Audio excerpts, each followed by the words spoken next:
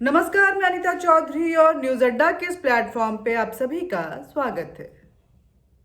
बात राहुल गांधी की करेंगे। राहुल गांधी जब भी कुछ बोलते हैं वो उनके ऊपर खुद ही दुनाली बन के तन जाता है और फिर कांग्रेस को जवाब देते नहीं बनता है। राहुल गांधी एक बार फिर अपने बयानों के लिए सुर्खियों में है। कुछ ऐसा बोल गए कि कांग्रेस को फिर कटघरे में खड़ा कर दिया और पूरे देश में अब राहुल गांधी के उस कबूलनामे को लेकर के और कुछ उठाए गए सवाल को लेकर के सवाल खड़े हो रहे हैं देश की जनता की तरफ से। राहुल गांधी ने माना कि इमरजेंसी का जो वो दौर था जिसे इंदिरा गांधी ने लगाया था वो गलत था, लेकिन साथ में उन्होंने सफाई दी कि वो दौर कुछ और था। यही नहीं, राहुल गांधी ने अपने पिता के हत्यारे प्रभाकरण के लिए संवेदना जताई और कहा कि जब उसकी मौत हुई तो मेरे दिल को ठेस पहुंचा, ठेस उठी, ऐसा लगा वो भी किसी का बेटा था। लेकिन वही राहुल गांधी इमरजेंसी के वक्त को आरएसएस से तुलना कर दिए और कहा कि आरएसएस एक ऐसा संगठन है जो पाकिस्तान के मदरसों में जो जिहादी पढ़ाई करवाई जाती है उससे भी बदतर है। राहुल गांधी ने आरएसएस की तुलना पाकिस्तानी जिहादियों से की और पूछा कि आखिर इनके पास ये स्कूल चलाने के लिए फंड कहां से आते हैं। राहुल गांधी, आप भारत को कब समझ पाएंगे? आप भारत के इस मिट्टी को कब समझ पाएंगे? देशभक्ति की परिभाषा क्या होती है इसे कब समझ पाएंगे? और देश की जनता के दिल में क्या क्या टीसे हैं कांग्रेस की वजह से, इसको कब समझ पाएंगे? क्या जमीनी हकीकत है और क्या वो जमीनी दर्द है जिसको पूरा किया जाना चाहिए, इसको कब समझ पाएंगे? लेकिन आपको बता दूं राहुल गांधी जी कि आरएसएस एक ऐसी संगठन है जो इन सारे दर्द को समझती है। आरएसएस जमीनी लोगों से जुड़कर जमीनी स्तर पे काम करती है। आरएसएस ट्राइबल्स के लिए वनवासी के बीच में जाके वहां पे वनवासी संगठन के साथ काम करती है। आरएसएस जिस दलित को दलित कह के आप राजनीति करते हैं और जिन दलितों को लेकर के आप अपनी राजनीतिक रोटियां सेकते रहते हैं, उन दलितों के लिए सेवा दल के नाम से उनके बीच में जाकर काम करती है। बिना किसी भेदभाव के उनके साथ पंगत में बैठ के खाना खाता है आरएसएस।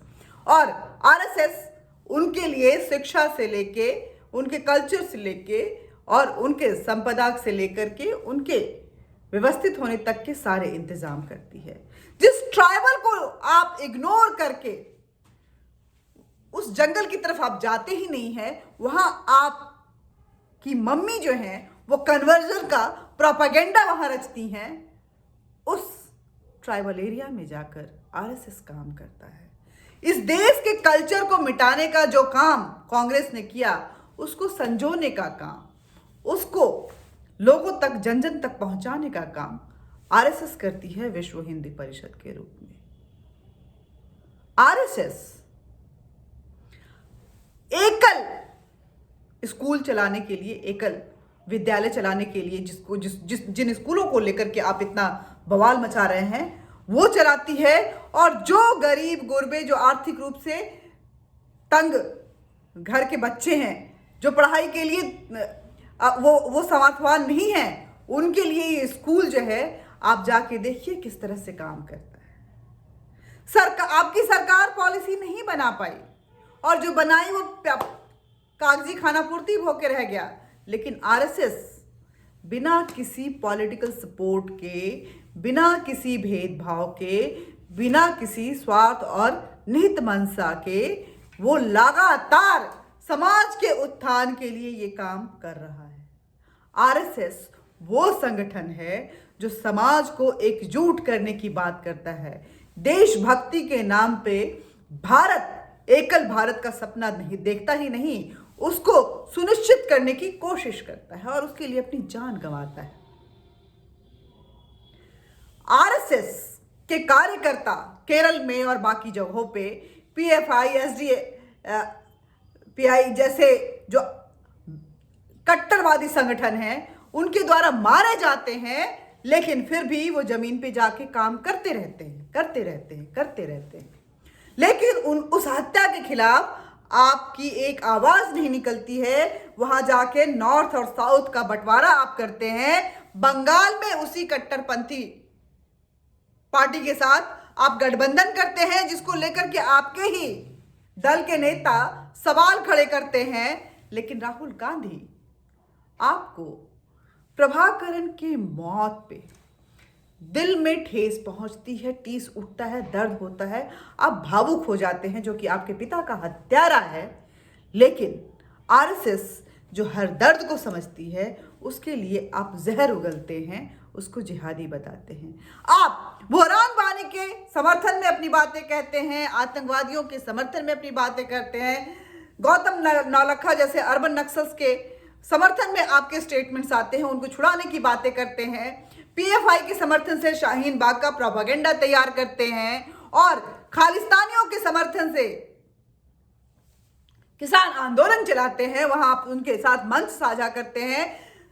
26 जनवरी को झंडे का तिरस्कार होता है और आप पुलिस पे सवाल खड़े करते हैं, उन जिहादियों के साथ, उन बदतमीजों के साथ, उन देश विरोधियों के साथ आप खड़े हुए नजर आते हैं। लेकिन आरएसएस आपको जिहादी संगठन लगती है।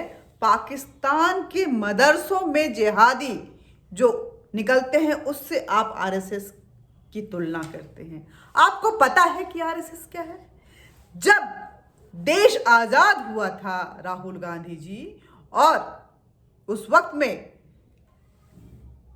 धर्म के नाम पे पाकिस्तान जैसा देश बना था, तब बंटवारे के समय में जो हिंदुओं को उठाए जाने को लेकर के पाकिस्तान के जो वो उस धर्म के लोग जिन्होंने उस पाकिस्तान की मांग की थी, जो हिंदुओं पे बर्बरता बरसा रहे थे, हिंदुस्तानियों पे बर्बरता बरसा रहे थे और उनकी बेटियों को उठा रहे थे, उस वक्त आपके नाना जी जवाहरलाल नेहरू जी अंग्रेजों के साथ बैठकर डिनर कर रहे थे, लेडी माउंटबेटन के साथ सिगरेट और वाइन शेयर कर रहे थे, और ग्राउंड पे उनकी रक्षा आरएसएस कर रही थी। और सिर्फ हिंदुओं को ही नहीं, वो मुसलमानों को भी जो यहां रुकना चाहते थे, उनको भी उन्होंने सुरक्षा प्रदान किया था, उनको यहां रहने दिया था, उनके लिए खाने का इंतजाम और उनको उनकी व्यवस्था कैसे हो, इसको लेकर के उन्होंने वो दिन रात कार्यरत रहे थे। वो आरएसएस है। जब धर्म के नाम पे देश बटा था, तो आपके कांग्रेस पार्टी के लोग जश्न मना रहे थे लेडी माउंटबेटन के साथ और अंग्रेजों के साथ, लेकिन आरएसएस जमीन पे काम कर रहा था और वो धर्म के ठेकेदार जो कि धर्म के नाम पर एक देश लेकर गए थे और यहां पे लूटपाट मचाए हुए थे, उनसे देशवासियों की रक्षा कर रहा था आरएसएस। ये है आरएसएस, ये है आरएसएस का परिचय। आप आरएसएस को लेकर के जिस तरह से शिकंजा कस रहे हैं और बीजेपी पे पलटवार करने की कोशिश कर रहे हैं, क्या आपको पता है कि आप पे ही वो मिसाइल जो है घूम चुका है? क्योंकि आरएसएस मर्म है इस देश का। जो जमीन में से जुड़े लोग हैं, जो आर्थिक रूप से तंग लोग हैं, जो देश के लिए कुछ करना चाहते हैं, वो आरएसएस से जुड़ जाते हैं। और ऐसे देशभक्तों की इस देश में कोई कमी नहीं है राहुल गांधी जी। वो आरएसएस के होने में अपने आप को फख्र महसूस करते हैं राहुल गांधी जी। देशभक्ति कोई गाली नहीं होती है, देशभक्ति तो शान होती है। जिस महात्मा गांधी का हवाला दे देकर आप आरएसएस को कोसते हैं, क्या आपको पता है कि जब आरएसएस महात्मा गांधी के पास जाकर उनसे जातिवाद को खत्म करने की बात कही थी, तो क्या कहा था महात्मा गांधी ने? क्या आपको पता है?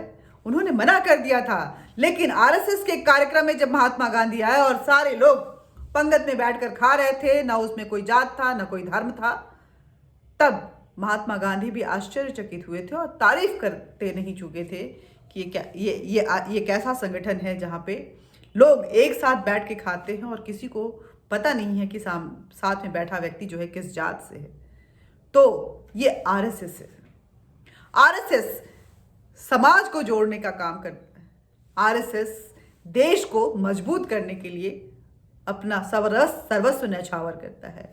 आरएसएस शिक्षा के क्षेत्र में काम करता है। आरएसएस वनवासियों के साथ दिन रात लग के उनके उत्थान की बात करता है। आरएसएस भारत को एकजुट करके एकल भारत के सपने को साकार करता है।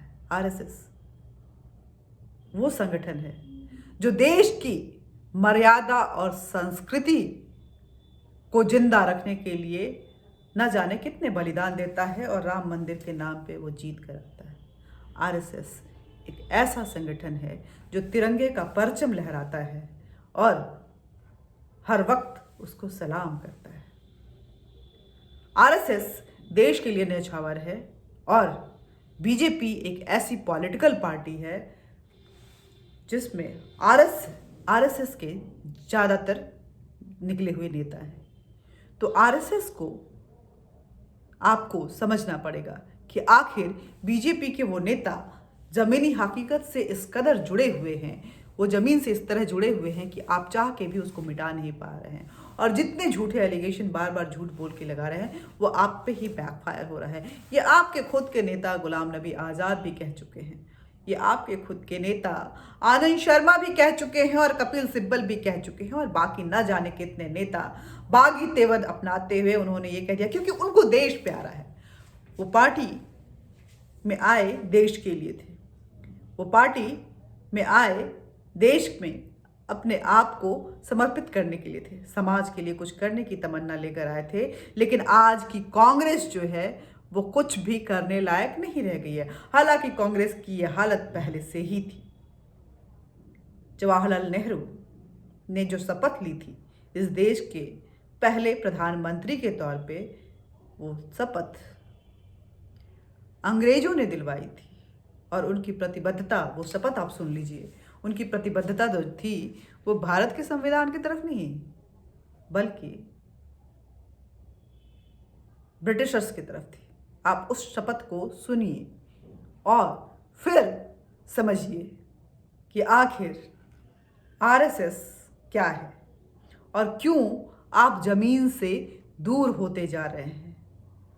आपके पिता के कातिल से आपको भले ही संवेदनाएं होंगी, लेकिन मुझे इस देश के प्रधानमंत्री राजीव गांधी के हत्यारे के साथ कोई संवेदना नहीं है।